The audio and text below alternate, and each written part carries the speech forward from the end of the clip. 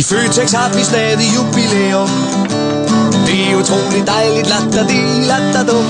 Kig i vores avis, masser af gode priser. For eksempel 3 poser med kaffe for kun 89 kroner. Ja, du hørte rigtigt, 89 kroner. Føtex er sejt, vi gør mere for dig. Mit navn er Morten Spikler. Føtex siger, de gør mere for dig, men gør de nu også det?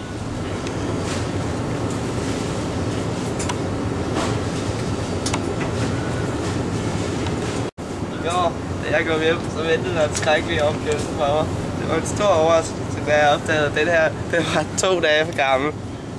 Jeg vil ikke finde mig i mere. Føtex har solgt 2 grillkyllinger, som var for gammel. Jeg er lige ved at springe i luften. Jeg kunne i princippet godt melde dem til politiet, men det orker jeg ikke. Mit navn er Morten Spikler, og vi vil nu ringe til Føtex chef for at se, om han vil give et interview.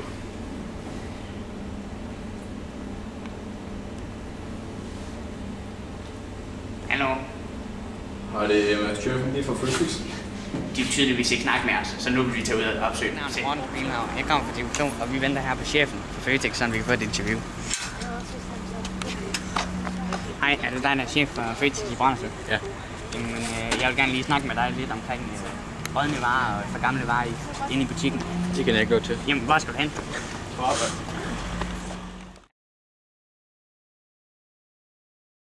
Hvordan har du det med, at folk siger, at I sælger for gamle varer? Det passer jo til et dårligt ry for Føtex. Kunderne lyver.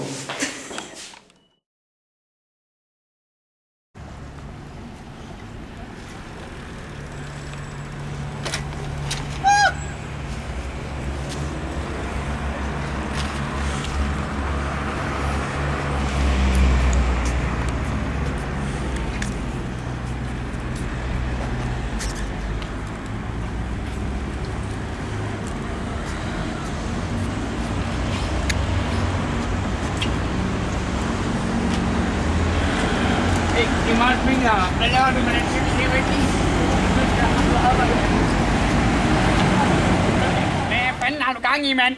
Nu ringer jeg til politiet for cykeltyveri, mand. Hej, jeg står her med en butikstyveri, nærmest. Han har stjålet en cykel, og han er selv chef. Han er syg i hovedet.